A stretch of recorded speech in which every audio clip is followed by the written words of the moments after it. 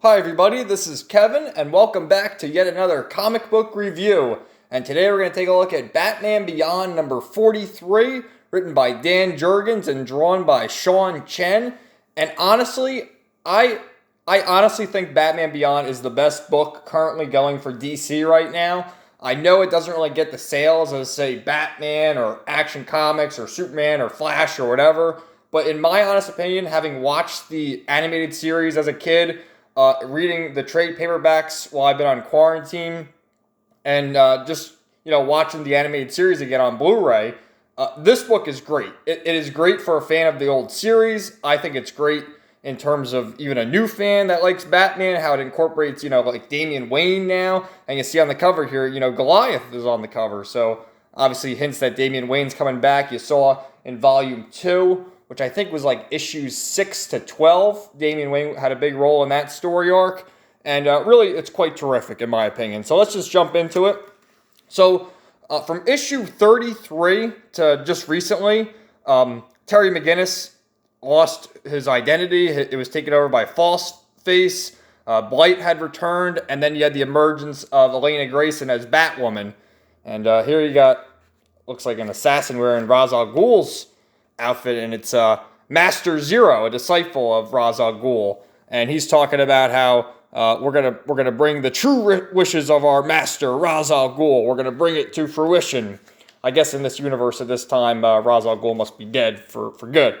So you get Terry McGinnis saying, "You slamjackers should have known better. This isn't some stand-in you're dancing with. It's the real deal. The one, the only, true, and authentic Batman is back." And he's just taking on the slamjackers here. Simple enemies, just totally defeating them nice and easy. And doing his shway, that thing that he always does.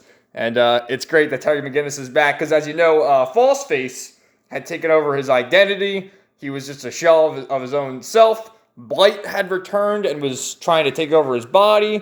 And then you had Elainna Grayson emerge as Batwoman Beyond. And much to the dismay of her father. And so it has right here how Dick Grayson's talking to Elainna there with Barbara Gordon.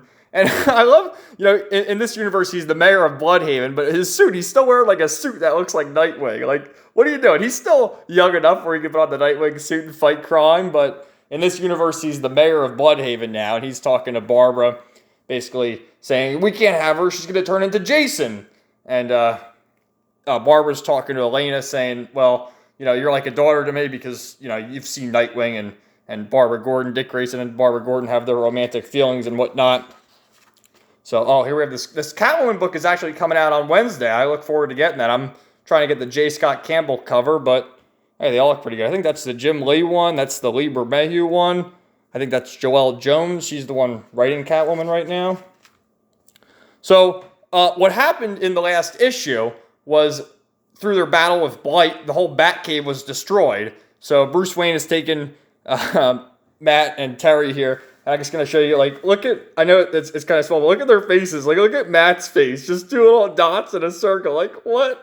I think that's so funny. But this art style is definitely reminiscent of the animated series. So they're in this new, skyscraper, I guess, and it's sort of blending in. What Bruce Wayne says is that you can go in and out of the walls. They're just like holograms, so you can't really tell what's going on. The slamjackers are causing some trouble. They're just like simple enemies that these guys can easily take care of. Terry McGinnis going back into action. Matt was Robin for a while, but he kind of got pushed aside with Elainna emerging as Batwoman. And plus, he kept getting in the way. He didn't really know what he was doing. But maybe he'll return as Robin again. Who knows? So, artwork, like I said, is just very reminiscent of the animated series. I think it's really good. He's taking care of these slam junkers nice and easy, when all of a sudden this claw comes in and just grabs him.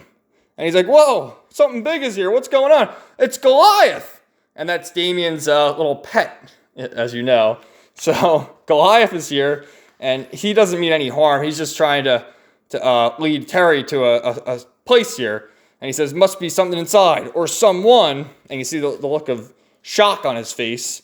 And he says, "Damian, is he even alive?" And Goliath is showing Damian seemingly unconscious or whatever. So next issue, Blood of the Outcast. So something happened to Damian Wayne. You saw in the beginning, you have Master Zero, saying that he's going to have Ra's al Ghul's plan come true.